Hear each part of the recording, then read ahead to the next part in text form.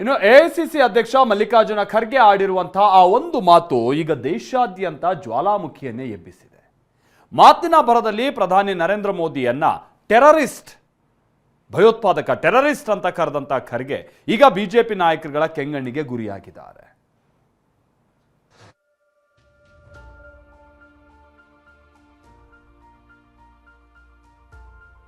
ಮಾತಿನ ಭರದಲ್ಲಿ ನರೇಂದ್ರ ಮೋದಿ ಟೆರರಿಸ್ಟ್ ಎಂದ Kharge. Modi is A terrorist. ಇಡೀ ದೇಶಕ್ಕೆ ಅಪಮಾನ, ಕ್ಷಮೆ ಕೇಳುವಂತೆ ಬಿಜೆಪಿ ಪಟ್ಟು.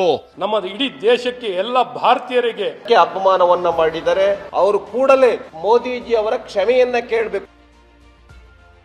ಮಾತಾಡಿದ್ರೆ ಹೋಯ್ತು, ಮುತ್ತು ಒಡೆದ್ರೆ ಹೋಯ್ತು ಅಂತಾರೆ. ಇವತ್ತು ಎಐಸಿಸಿ ಅಧ್ಯಕ್ಷ ಮಲ್ಲಿಕಾರ್ಜುನ ಖರ್ಗೆ ಪ್ರಧಾನಿ ನರೇಂದ್ರ ಮೋದಿಯನ್ನ ಟೆರರಿಸ್ಟ್ ಅಂತ ವಿವಾದಾತ್ಮಕ ಹೇಳಿಕೆ ನೀಡಿದ್ದಾರೆ. Modi is A terrorist.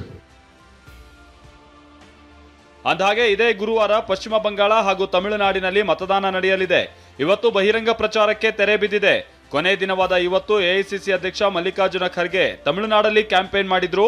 ಬಳಿಕ ಸುದ್ದಿಗೋಷ್ಠಿ ನಡೆಸಿದ ಖರ್ಗೆ ಚುನಾವಣೆಗಾಗಿ ಬಿಜೆಪಿ ಜೊತೆಗೆ ಮೈತ್ರಿ ಮಾಡಿಕೊಂಡ ಎಐಎಡಿಎಂಕೆ ಪಕ್ಷವನ್ನ ಟೀಕಿಸುವ ಭರದಲ್ಲಿ ಪ್ರಧಾನಿ ನರೇಂದ್ರ ಮೋದಿ ಒಬ್ಬ ಭಯೋತ್ಪಾದಕ ಅಂತ ಹೇಳಿಬಿಟ್ರು. How can they join with Modi, who is a terrorist and who won't believe in equality? His party won't believe in equality and justice. And these people are joining with them. It means that they are weakening democracy. They are weakening philosophy of Annadurai, Kamaraj, Periyar and Kalingar and Baba Saheb Ambedkar. ಬಳಿಕ ಸುದ್ದಿಗೋಷ್ಠಿಯಲ್ಲೇ ತಮ್ಮ ಮಾತಿಗೆ ಸ್ಪಷ್ಟನೆ ನೀಡಿದ ಖರ್ಗೆ, ನಾನು ಮೋದಿನೇ ಭಯೋತ್ಪಾದಕ ಅಂದಿಲ್ಲ.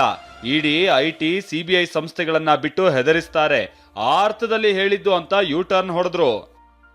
Just I wanted to clarify that Modi always threatens and always is, I told certain sequence, ID, ED, income tax, CVC, these institutions are in his hand. Again, this delimitation also he wants to take in his hand. Therefore, I say, in that context, terrorize you mean to say? He is terrorizing people and political parties. I never said he is a terrorist. Terrorizing is, that's why. ಕೇಂದ್ರ ಸರ್ಕಾರ ಮತ್ತು ಪ್ರಧಾನಿ ಮೋದಿ ಸರ್ಕಾರಿ ಸಂಸ್ಥೆಗಳನ್ನ ದುರುಪಯೋಗ ಪಡಿಸಿಕೊಳ್ತಾ ಇದ್ದಾರೆ ಅಂತ ನೇರವಾಗಿ ಆರೋಪಿಸಿದ ಖರ್ಗೆ, ಇಡಿ, ಐಟಿ, ಸಿಬಿಐನಂತಹ ಪ್ರಮುಖ ಸಂಸ್ಥೆಗಳು ಸಂಪೂರ್ಣವಾಗಿ ಮೋದಿ ನಿಯಂತ್ರಣದಲ್ಲೇ ಇವೆ. ವಿರೋಧಿಗಳನ್ನ ಬೆದರಿಸೋದಕ್ಕೆ ಅವುಗಳನ್ನ ಬಳಸಲಾಗ್ತಾ ಇದೆ ಅಂತ ಆರೋಪಿಸುವ ಮೂಲಕ ಖರ್ಗೆ ಯೂ ಟರ್ನ್ ಹೊಡೆದಿದ್ದಾರೆ. ಆದ್ರೆ ಖರ್ಗೆ ಆಡಿದ ಮಾತಿಗೆ ಬಿಜೆಪಿ ನಾಯಕರಂತೂ ಜ್ವಾಲಾಮುಖಿಯಂತೆ ನಿಗಿ ಅಂತಿದ್ದಾರೆ. ಖರ್ಗೆ ಉದ್ದೇಶಪೂರ್ವಕವಾಗಿ ಇಂತಹ ಹೇಳಿಕೆ ಕೊಟ್ಟಿದ್ದಾರೆ. ಅವರ ಅನುಭವ, ಘನತೆಗೆ ಇದು ಸರಿಯಲ್ಲ. ಅವರು ಮೋದಿಗಲ್ಲ, ಇಡೀ ದೇಶಕ್ಕೆ ಅಪಮಾನ ಮಾಡಿದ್ದಾರೆ.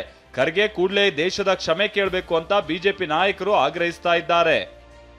ಇಷ್ಟು ಹಿರಿತನ ಇರುವಂತ ವ್ಯಕ್ತಿ, ಅನುಭವ ಇರುವಂತ ವ್ಯಕ್ತಿ, ಜವಾಬ್ದಾರಿಯುತವಾದಂತ ಸ್ಥಾನದಲ್ಲಿರುವಂತ ವ್ಯಕ್ತಿ ಬಳಸುವಂತ ಭಾಷೆ ನೋಡಿದಾಗ ನಮ್ಮ ದೇಶಕ್ಕೆ, ನಮ್ಮ ಇಡೀ ದೇಶಕ್ಕೆ, ಎಲ್ಲ ಭಾರತೀಯರಿಗೆ ಅವಮಾನ ತರೋ ರೀತಿಯಲ್ಲಿ ಇಡೀ ವಿಶ್ವ ಮಟ್ಟದಲ್ಲಿ ಇವತ್ತು ಭಾರತದ ಒಂದು ಕಾಂಗ್ರೆಸ್ ಪಕ್ಷದ ಒಬ್ಬ ಅಧ್ಯಕ್ಷ ನಡ್ಕೊಳ್ಳುವಂತ ರೀತಿ ನೀತಿ ನೋಡಿದಾಗ ನಿಜಕ್ಕೂ ಖಂಡನೀಯ.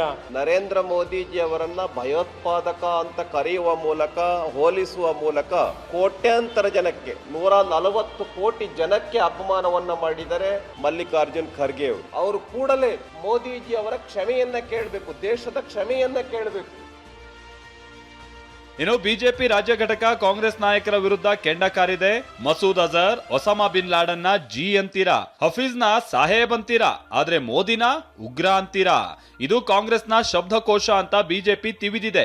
ಇದಿಷ್ಟೇ ಅಲ್ಲ, ಸಾಮಾಜಿಕ ಜಾಲತಾಣದಲ್ಲಿ ಕೇಂದ್ರ ಸಚಿವರಾದ ಪ್ರಹ್ಲಾದ್ ಜೋಶಿ, ಪಿಯೂಷ್ ಗೋಯಲ್, ಮಾಜಿ ಸಿಎಂ ಯಡಿಯೂರಪ್ಪ, ವಿಪಕ್ಷ ನಾಯಕ ಅಶೋಕ್ ಸೇರಿದಂತೆ ಹಲವು ನಾಯಕರು ಖರ್ಗೆ ಕ್ಷಮೆ ಕೇಳಬೇಕು ಅಂತ ಆಗ್ರಹಿಸಿದ್ದಾರೆ. ಪ್ರಧಾನಿ ನರೇಂದ್ರ ಮೋದಿ ವಿರುದ್ಧ ಇಂತಹ ಅಜಾಗರೂಕ ಹೇಳಿಕೆಗಳ ಮೂಲಕ ಅವರು ಎಷ್ಟು ದಿನ ಸಾರ್ವಜನಿಕರನ್ನ ದಾರಿ ತಪ್ಪಿಸ್ತಾರೆ? ಮಲ್ಲಿಕಾರ್ಜುನ್ ಖರ್ಗೆ ತಮ್ಮ ಎಲ್ಲ ಅನುಭವದೊಂದಿಗೆ ಪ್ರಧಾನ ವಿರೋಧ ಪಕ್ಷದ ಅಧ್ಯಕ್ಷರ ಪಾತ್ರವನ್ನು ಮರೆತು ಇಂತಹ ಕೀಳು ಮಟ್ಟಕ್ಕೆ ಇಳಿದಿದ್ದಾರೆ. ಇದಕ್ಕಾಗಿ ಅವರು ಪ್ರಧಾನಿ ಹಾಗೂ ಭಾರತದ ಜನರ ಕ್ಷಮೆ ಯಾಚಿಸಬೇಕು. ಮಹಿಳೆಯರ ರಾಜಕಾರಣ ನಾಯಕರ ಬೆಡ್ರೂಮ್ನಿಂದ ಶುರುವಾಗುತ್ತೆ. ಸಂಸದ ಪಪ್ಪು ಯಾದವ್ ಹೇಳಿಕೆಗೆ ದೇಶಾದ್ಯಂತ ತೀವ್ರ ಖಂಡನೆ. ಸದ್ಯ ದೇಶದಲ್ಲಿ ಬಿಜೆಪಿ ಹಾಗೆ ಕಾಂಗ್ರೆಸ್ ನಡುವೆ ಮಹಿಳಾ ಮೀಸಲಾತಿ ಬಿಲ್ನ ಕೆಸರೆರಚಾಟ ಜೋರಾಗಿ ನಡೀತಾ ಇದೆ. ಈ ನಡುವೆ ಬಿಹಾರದಲ್ಲಿ ಸಂಸದ ಪಪ್ಪು ಯಾದವ್ ಅಲಿಯಾಸ್ ರಾಜೇಶ್ ರಂಜನ್ ವಿವಾದಾತ್ಮಕ ಹೇಳಿಕೆ ನೀಡಿದ್ದಾರೆ. ದೇಶದಲ್ಲಿ ಮಹಿಳೆಯರನ್ನ ದೇವತೆ ಅಂತ ಪರಿಗಣಿಸ್ತೀವಿ, ಆದ್ರೆ ಅವರಿಗೆ ಮರ್ಯಾದೆ ಕೊಡ್ತಿಲ್ಲ. ಅಮೆರಿಕದಿಂದ ಭಾರತದವರೆಗೆ 90% ಮಹಿಳೆಯರ ರಾಜಕೀಯ ಶುರುವಾಗೋದೇ ನಾಯಕರುಗಳ ಬೆಡ್ರೂಮ್ನಿಂದ. ಬೇಕಿದ್ರೆ ನಾಯಕರ ಮನೆಯ ಸಿಸಿಟಿವಿ ಚೆಕ್ ಮಾಡಿ ಅಂತ ಪಪ್ಪು ಯಾದವ್ ಹೇಳಿಕೆ ಕೊಟ್ಟಿದ್ದಾರೆ. घरेलू हिंसा कौन कर रहा है? महिलाओं पे गिद्ध दृष्टि किसकी है? अमेरिका से लेकर के भारत तक नेताओं की। बिना नेता के रूम के बगैर 90% महिलाएं राजनीति कर ही नहीं सकती। ये तो हर दिन नेताओं का सीसीटीवी फुटेज। ಇನ್ನು ಪಪ್ಪು ಯಾದವ್ ಮಹಿಳೆಯರ ಬಗ್ಗೆ ಆಡಿರುವ ಅವಹೇಳನಕಾರಿ ಹೇಳಿಕೆಯ ವಿಡಿಯೋ ವೈರಲ್ ಆಗ್ತಾ ಇದೆ. ಬಿಹಾರ ರಾಜ್ಯ ಮಹಿಳಾ ಆಯೋಗ ನೋಟಿಸ್ ಜಾರಿ ಮಾಡಿದೆ. ಲೋಕಸಭಾ ಸದಸ್ಯತ್ವವನ್ನ ರದ್ದುಗೊಳಿಸುವಂತೆ ಶಿಫಾರಸು ಮಾಡೋದಾಗಿಯೂ ಆಯೋಗ ಎಚ್ಚರಿಕೆ ನೀಡಿದೆ. Bureau report, TV9.